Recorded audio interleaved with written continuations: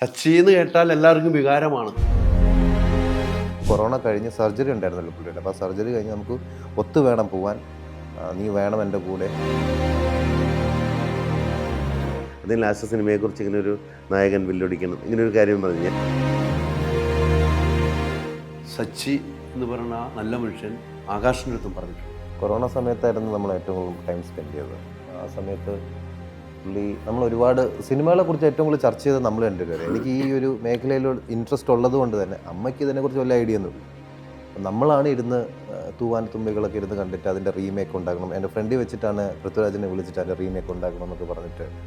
നമ്മളൊക്കെ മിസ് ചെയ്ത ഒരു കാലത്ത് ഒരുപാട് ഡയലോഗ്സ് പറയാൻ പറ്റാതെ പോകുന്നതിനാണ്. അയ്യോ സിനിമയാണോ, എനിക്ക് ഡയലോഗ് ഉണ്ടോ എന്നല്ലേ ഏതൊരു നടനും ആദ്യം ചോദിക്കുന്നത്. ഇൻസ്റ്റാഗ്രാമിൽ തന്നെ നമുക്കൊരു സാധനം ഇട്ട് കഴിഞ്ഞാൽ അത് കണ്ടു മറന്നു മാക്സിമം 5 മിനിറ്റ് തന്നെ ആയുസു. മുഖങ്ങളില്ലാത്തവരാണ് പ്രതികരിക്കുന്നത്. മുഖങ്ങളുള്ളവരാരും വന്ന് പരസ്യമായിട്ട് പ്രതികരിക്കുന്നില്ല. ഇതിന്റെ ഒരു സൈഡ് ഞാനും അനുഭവിച്ച ഒരാളാണ്.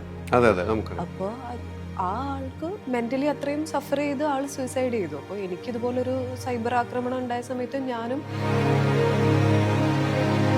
നമ്മൾ ഈ ഫീൽഡിൽ നിൽക്കുമ്പോൾ ഇതെല്ലാം ഫേസ് ചെയ്യാൻ വേണ്ടിയിട്ട് നമ്മൾ റെഡി ആയിരിക്കണം. അല്ലാത്തവർ ബസ്സിലെ ഇഷ്യൂവും ഗേള് അപ്പോൾ എല്ലാവരും പറയുന്നു ആ കുട്ടിയെ വീഡിയോ എടുത്തിട്ടു.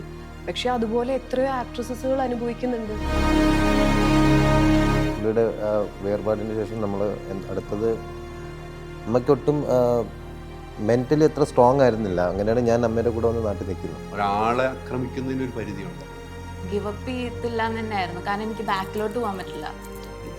ഇതായിട്ട് തന്നെ മുന്നിലോട്ട് പോകാന്നുള്ളൊരു ഓപ്ഷൻ മാത്രമേ ഉള്ളൂ. ആൺകുട്ടികളാണെങ്കിലും പെൺകുട്ടികളാണെങ്കിലും നമ്മൾ സോഷ്യൽ മീഡിയ നന്നായിട്ട് വിനിയോഗിക്കുക എന്നുള്ളതാണ്.